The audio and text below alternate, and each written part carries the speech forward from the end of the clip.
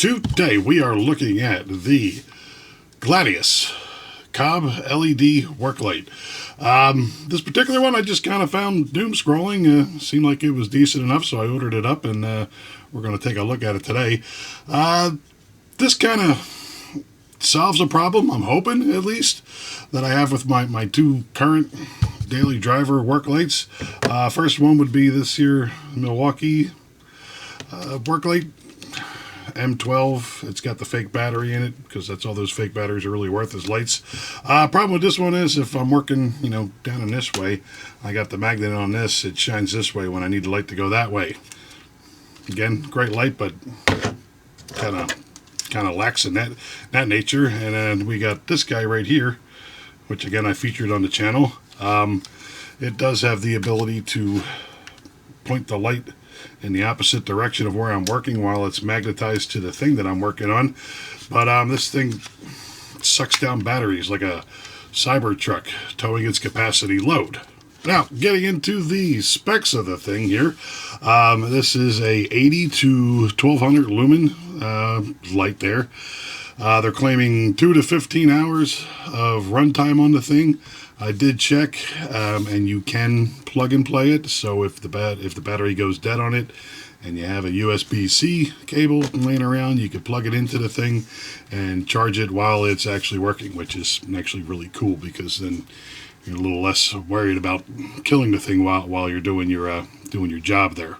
It has a 4,000 milliamp hour battery. I ran this thing completely dead, and I recharged it with my little doohickey that checks to see how much power you're putting into the thing. I got close to 3,500 as far as putting power back into it.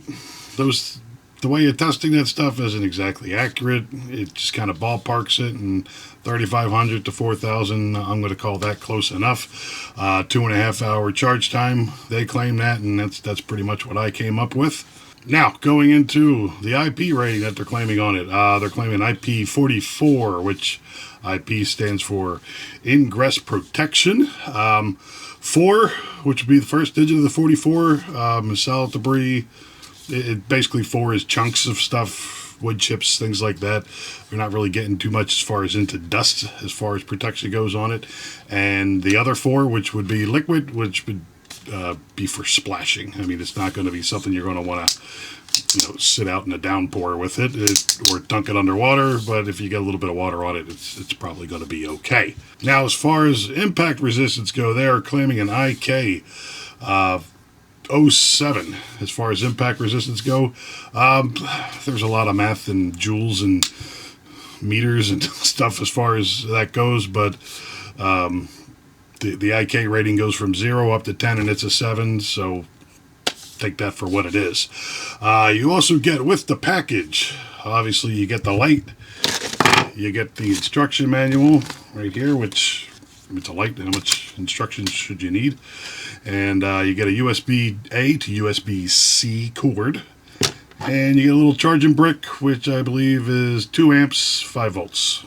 So, before we take a look down on it, I took this to my work and walked it through the shop and kind of used it in situations where I think I would like to see it used. I did forget to mention it's magnetic, and again, we'll look at that when we take a look down on it, but it should be said before we actually go through these pictures. So yeah, let's look through the pictures, and I'll kind of give you an explanation as to why I was taking these pictures. Now, the first picture here is just D-light magnetized to the mast of a forklift.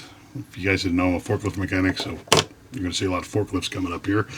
Yeah, so it's magnetized to the mast looking down on the top of the free lift cylinder, something that would come in handy for me from time to time.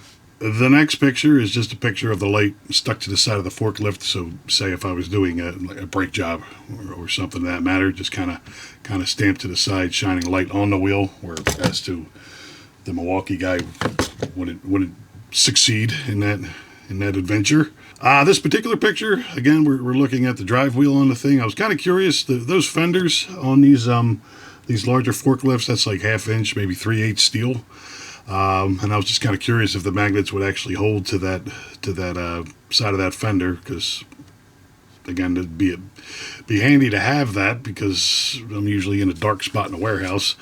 And yeah, it seems to hold on pretty good. Not as good as it would if it was on a flat piece of steel, but it did all right.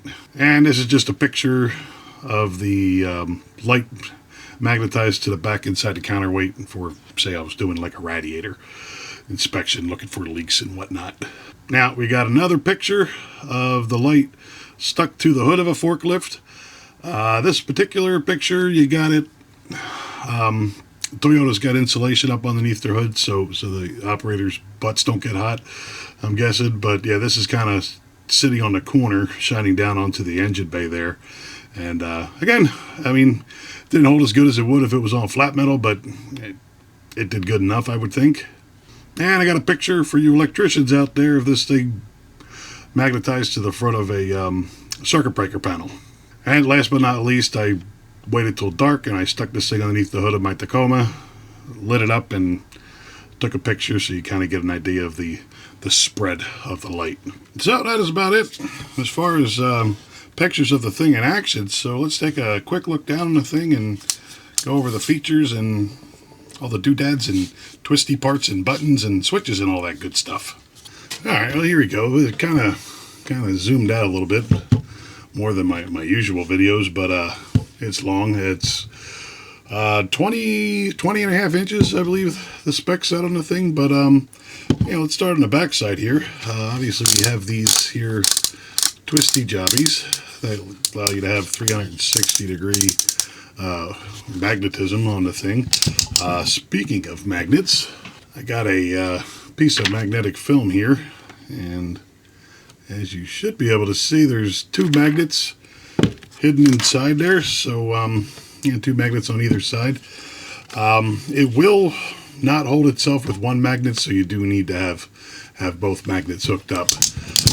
Now, coming in a little bit further, they give you these two hooks for when magnets just won't work, and just allows you to just kind of hang the thing from the hooks there. And coming in a little bit further, you got your USB-C charging port with a very functional boot. And on the back side here, you also have your LED battery indicator. Now, flipping it over, it's pretty basic. You got the COB LED strip sitting here, and you got a little scroll wheel. This is going to get bright, but that's it right there. This intensity, I would say probably a quarter of the rotation of the switch. Seems like that is a very working intensity as far as light brightness goes. As I said, it says 1200 lumens as far as what this guy will put out, but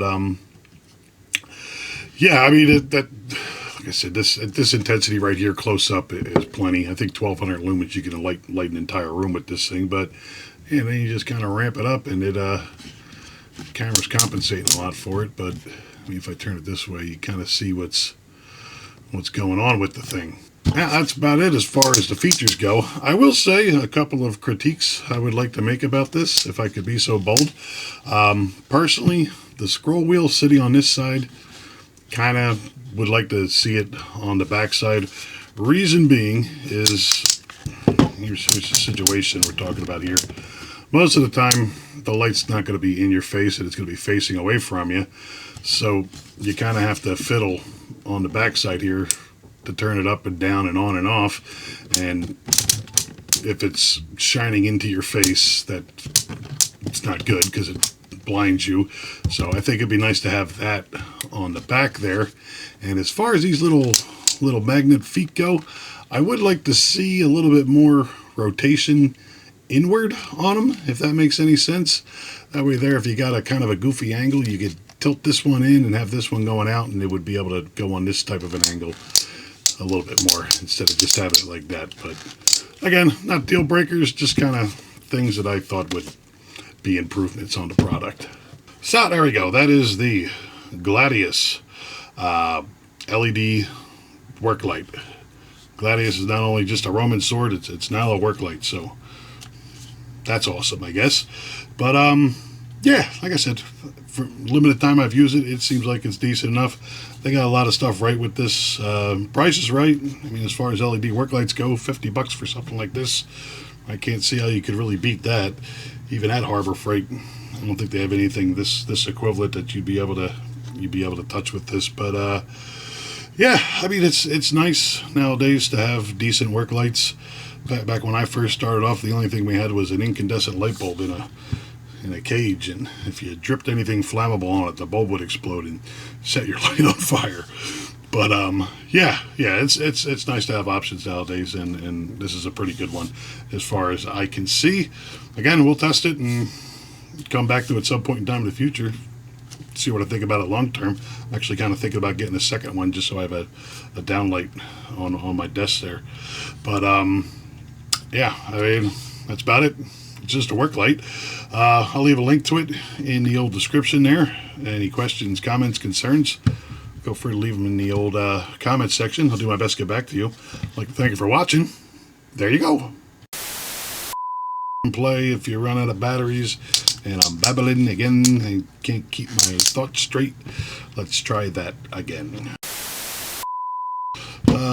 Still babbling. Need to start that over again. And the magnets, and we're going to start that over because that sucked too. Just kind of lost my bearings there, so we're just going to delete that whole thing and start all over again.